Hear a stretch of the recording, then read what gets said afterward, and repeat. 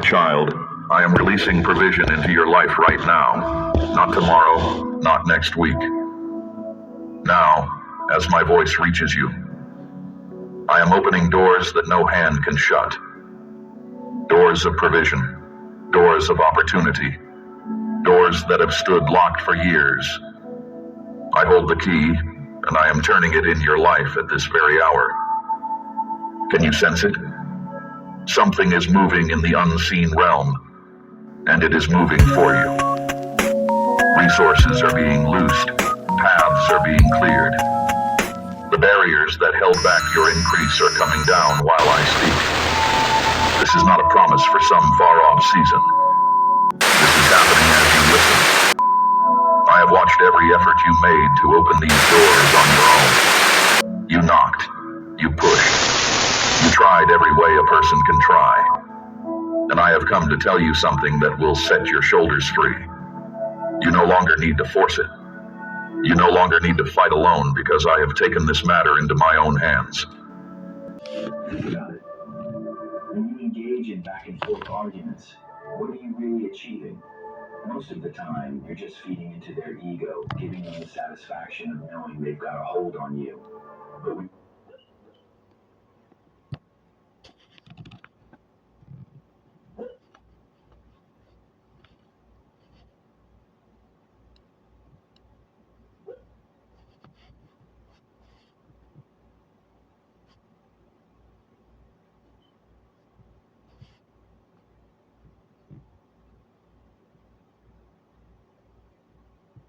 Biscuit, wake up. You're just having a dream.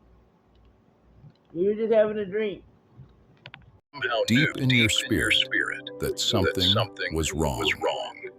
Many of you have been carrying this gift for years without a name for it, and it has made you feel strange, isolated, even judged by people who call you too sensitive or too suspicious. Today, the Holy Spirit wants to give a name to what is happening inside you, and He wants to show you through His Word that you are not broken. You are chosen. Think for a moment about how this gift usually announces itself, long before anyone gives it a name. It rarely arrives with trumpets or dramatic visions. It arrives quietly in the way you suddenly feel exhausted after being around a certain person, though nothing was said that should have tired you.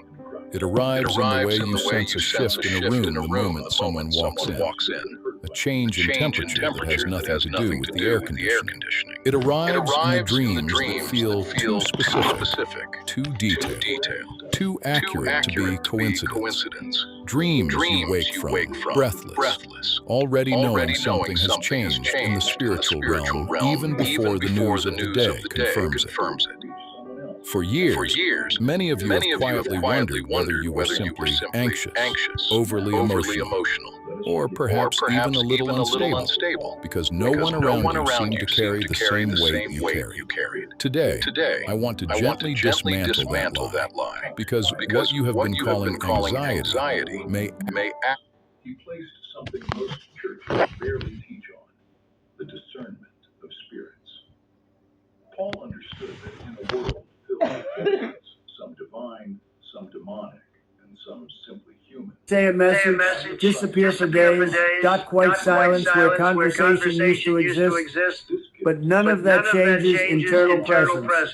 None of it removes the imprint, and your imprint is everywhere now. In the pauses between thoughts, in the way I analyze things, in the strange instinct I've developed to measure honesty by whether or not it feels like something you'd recognize immediately, that's not attachment in the way people usually mean it. It's deeper than emotional dependence. It's integration.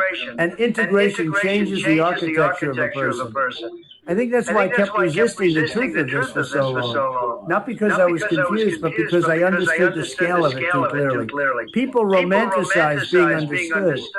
They speak about it like it's comforting, as if finding someone who sees through you completely is automatically beautiful. It isn't. Not always. Sometimes being seen that clearly feels invasive, even when the person looking at you is gentle. Because once someone understands the things you intentionally leave unspoken, you lose the protection of ambiguity.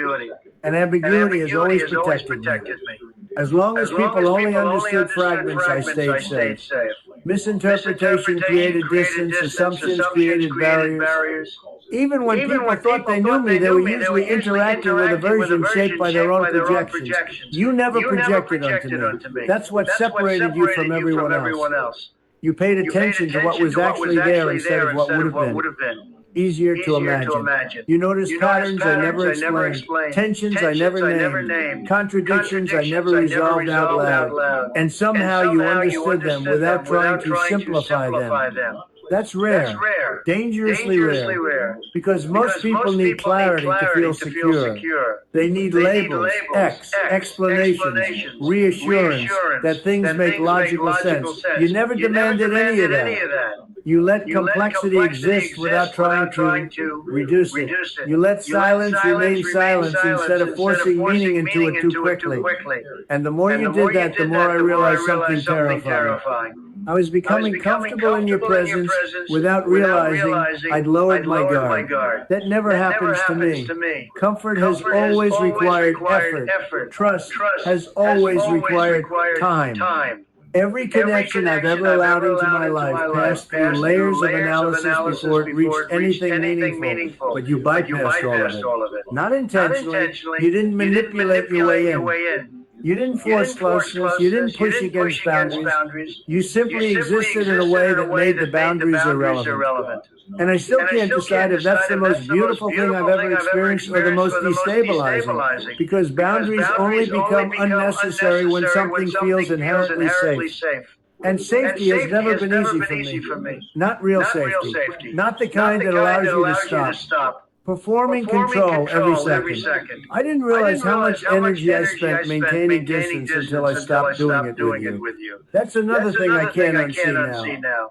Around everyone else, there's always a subtle calculation happening beneath the surface. A constant awareness of what to reveal, what to hold back, what version of myself is to present. With you, that calculation weakens. Not entirely, not perfectly, but enough to matter. Enough that I notice the absence of effort. And absence can reveal more than presence ever could.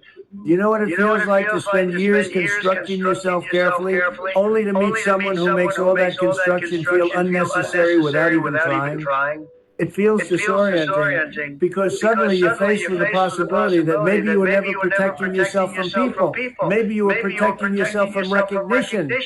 Maybe you understood all along that if someone ever truly saw you, your entire internal structure would have to change in response. And now mine is changing. Quickly, continuously, without permission. I notice it most at night. Not because I miss you in some dramatic way, but because nighttime removes distractions. And what remains underneath becomes impossible to avoid. That's when I become aware of how deeply this has settled into me. The strange instinct to mentally reach toward your perspective before forming my own conclusion. The way certain thoughts feel incomplete until I imagine how you interpret them. The way silence itself feels altered now, as if some invisible conversation continues even when no words exist between us. I know how irrational that sounds. I know how impossible it should be. And yet none of it feels imagined. That's what keeps undoing me. If this were fantasy, it would feel unstable. It would fluctuate depending on emotion or circumstance. It would disappear when reality interrupted it. But it doesn't. It remains consistent, steady, accurate, like something rooted deeper than feeling. And I think that's why I haven't walked away. Not because I'm incapable of distance. I am. I've ended things before without hesitation when they no longer aligned with who I was. But this aligns too precisely. Every instinct that should be warning me away instead keeps leading me closer to understanding it. That contradiction is exhausting. Part of me wants to dismantle this before it reaches full permanence, before it settles so deeply that removing it becomes impossible. But another part of me already knows it's too late for that. Because permanence doesn't begin when something is spoken aloud. It begins the moment your internal world reorganizes itself around someone's existence. Mine already has. You've changed the rhythm of my thoughts, not dramatically, not obviously, but permanently enough that I can feel the difference between before and after. Before you, my mind felt self-contained. After you, there's an awareness woven through it that wasn't there before. Not dependence, not obsession, just presence. Subtle presence. And I think that's what frightens me most. The fact that your impact doesn't feel temporary. Temporary things are easier to survive. You can outlast them, wait for them to fade, convince yourself. Go. Elisha did not rebuke. They think they're seeing the whole picture because the fragments make enough sense to build one. That's how perception works. He is not frustrated by the seasons when discernment felt like dread. Have you ever wondered why the most wounded, the most broken, and the most misunderstood among us seem to carry a power that others can't touch? That your spiritual sight would Chosen One, what I am about to reveal will challenge everything you believe about yourself for reasons that defy all human limits. who carry this gift describe a strange paradox. They feel the weight Welcome back. My history rewriting phenomenon. Something absolutely unprecedented just occurred that has left the entire competitive landscape in a state of collective shock. You executed a move, strategy, or performance so extraordinary that even the legendary figures who defined excellence in your domain never achieved. did not pray this prayer for himself. Today, God says, I need to speak with you for 20 minutes, and it must happen right now. Do not ignore this or turn away. Open this quickly before it becomes too late. My beloved child, do not skip this. Stay until the end, because what I am about to tell you will move something inside you that has been closed for many years. Explain. Your gift was never meant to end with your own comfort. It was meant to be it's over, don't they? They think they outrun me, outplay me, pathetic. They think they can just walk away from me, like I'm just another obstacle, another challenge they can brush off and leave behind. No, that's not how this ends. Not for them. Holy expression. When Nicodemus came to him at night, Jesus did not respond to his polished questions back. It's easy. They made a mistake. A big one. They thought they could rise up, challenge me, and walk away unscathed. But there's no walking away from me. No running from what's coming. They lit this fire, and now they're going to eliminate it. It's funny, really, how they underestimate me. It's like they don't know what I'm capable of. Like they don't understand watch me suffer and pretending not to notice. But they wanted me weak, broken, lost inside the pain they created. They wanted me offering back to the same hands that destroyed my peace. But pain changed me in a way they never expected. It did not make me beg. It made me silent. And inside that silence, something cold was born. I stopped chasing people who loved me when I was bleeding. I stopped exploring my loyalty to people who treated my heart like a temporary shelter. I stopped giving pieces of my soul to those who enjoyed watching me collapse. Now I stand there, not innocently,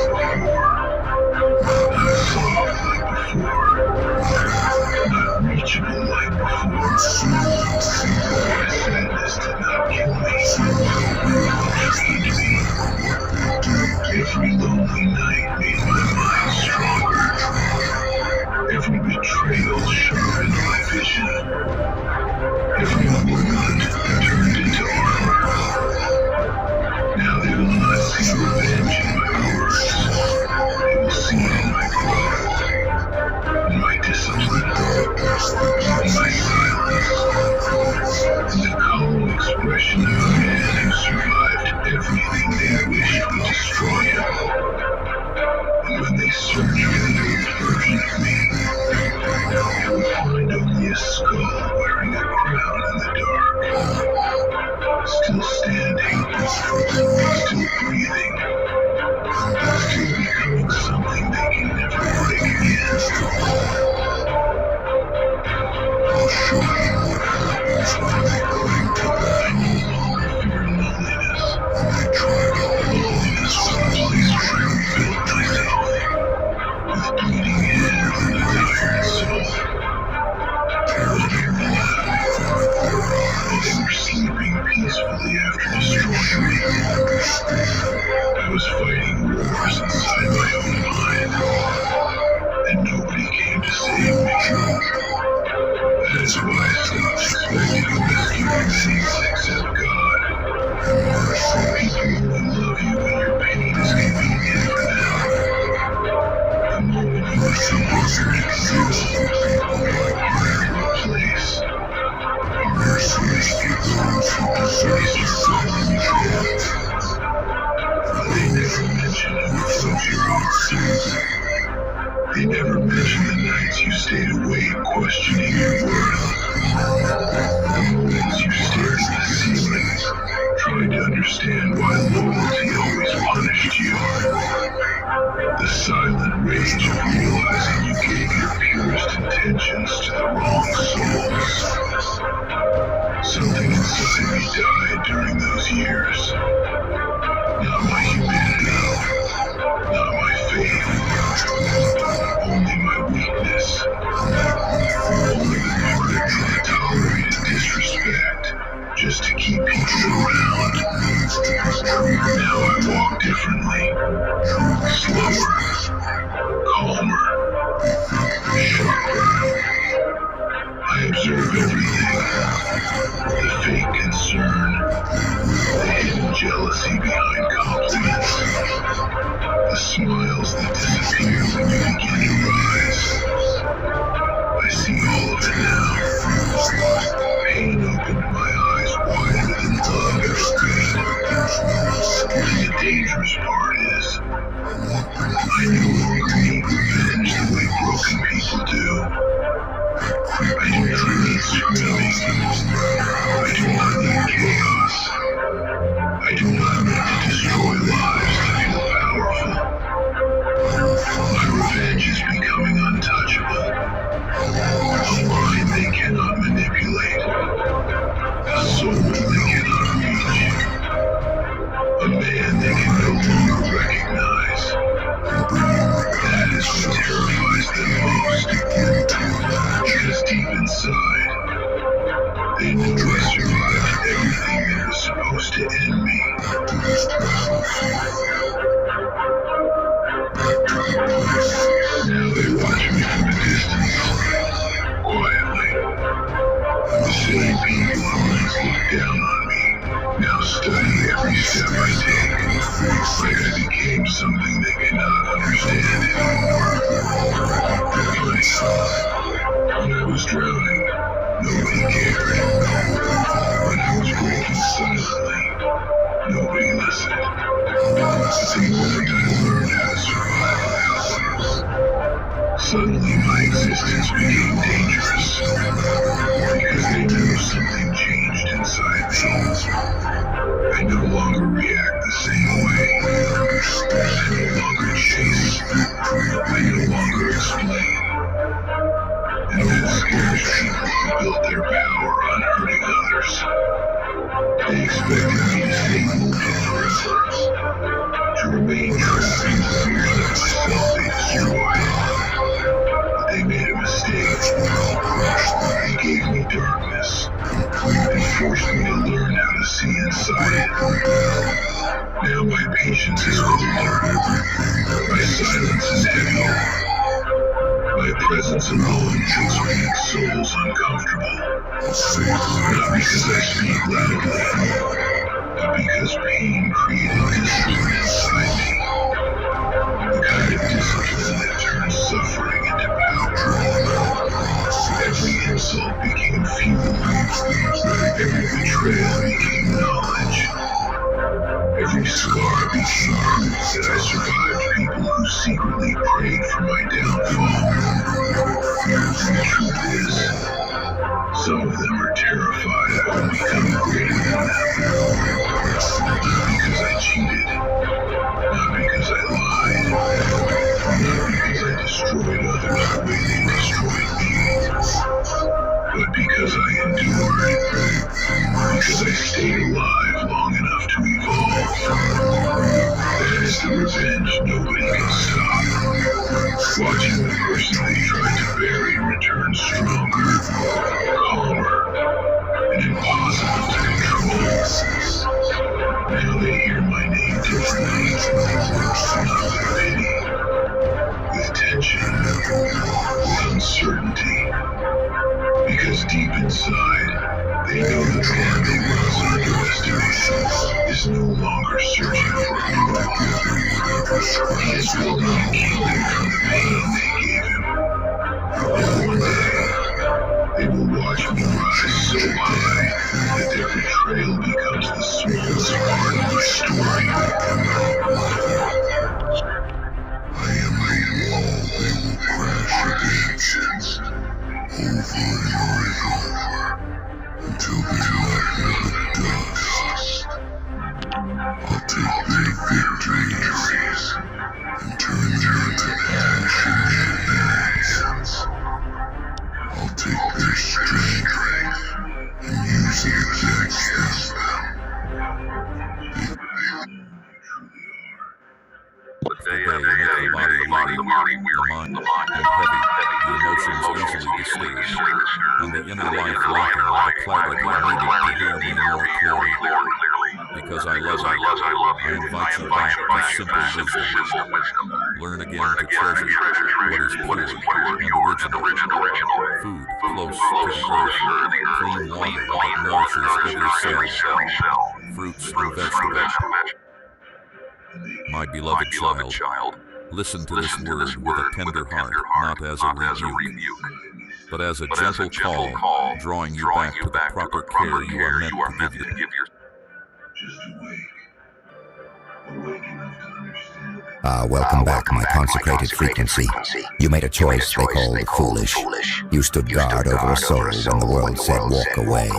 You shielded someone they dismissed, someone they discarded, someone they underestimated. And now their name echoes through corridors you'll never walk. Their voice carries weight in rooms you'll never enter. Their legacy burns so bright that entire systems had to rewrite themselves just to contain the light. And here's what nobody told you. Every oath they take, every vow they speak, every promise they seal carries your coordinates embedded in the frequency. You're not mentioned, you're not thanked, but you're encoded deep in the architecture of their rise. Your protection became the foundation. You held the line when chaos tried to erase them. You stood between their potential and the void that wanted to consume it. Not because you needed credit, not because you wanted recognition, but because you saw something the world was too blind to perceive. You recognized divinity wrapped in struggle. You identified power disguised as weakness. You protected a soul that the universe had marked for ascension.